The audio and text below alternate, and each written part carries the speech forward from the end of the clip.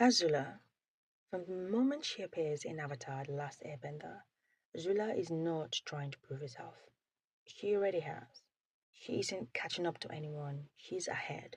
Her firebending is precise, controlled, and terrifyingly efficient.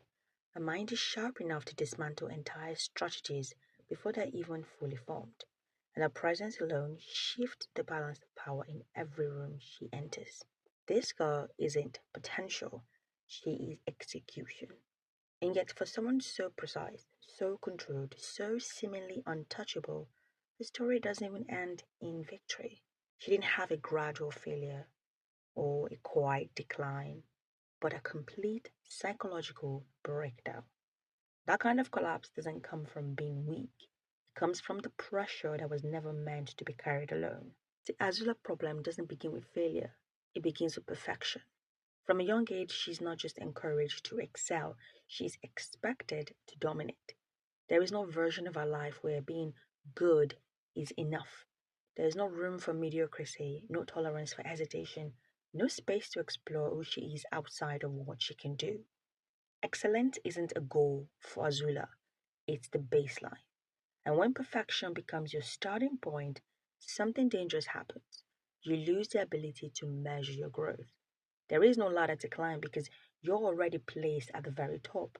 There is no room to improve because anything less than perfect feels like failure.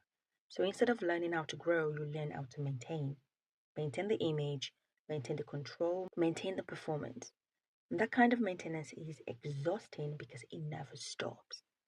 Azula doesn't just carry her own expectations, she carries the expectations of her father, a nation, and the role she's been shaped to fill. Under Fire Lordo's eye, strength isn't just valued, it's everything. Weakness is never tolerated. Emotion is not processed. Failure is not understood. It is punished. But Azula adapts perfectly. Too perfectly. She becomes what the environment rewards: controlled, ruthless, efficient, and emotionally detached. She doesn't hesitate because hesitation would imply doubt.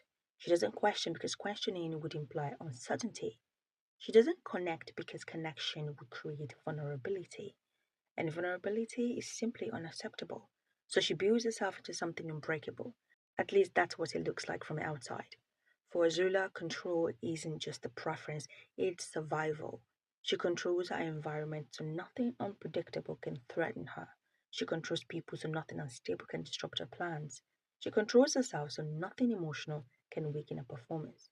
Everything in our world is structured around certainty because certainty guarantees success and success guarantees approval. But there is a hidden flaw in that system. You see, control is never permanent. It works as long as everything behaves the way you expect it to. It works as long as people follow the rules that you assign them, and it works as long as nothing changes. But people do change, situations do shift, and eventually something breaks outside your control. When that happens, the system you built does not adapt, it collapses. Zula's greatest strength is her ability to command fear. Her presence intimidates, her word cuts, and her actions reinforce a simple rule: obey or suffer the consequences.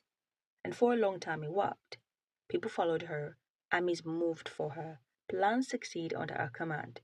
But what she had built is not loyalty, it's compliance. And compliance is quite fragile, you say, because people don't stay loyal out of fear.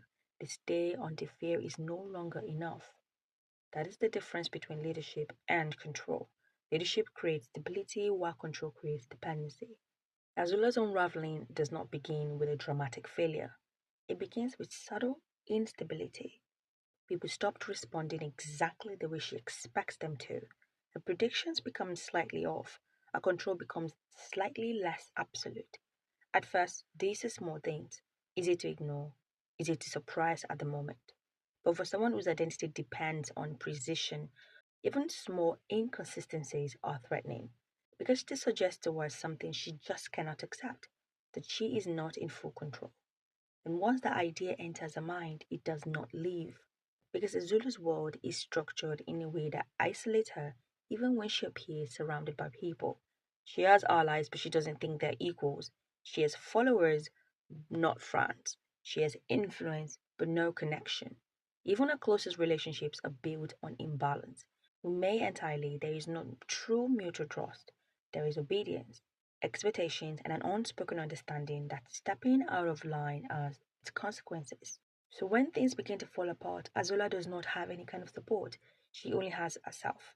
And herself has only ever been trained to perform, not to cope. And Azula's control weakens, something far more dangerous begins to take its place. Uncertainty. Uncertainty is something she has never learned to handle.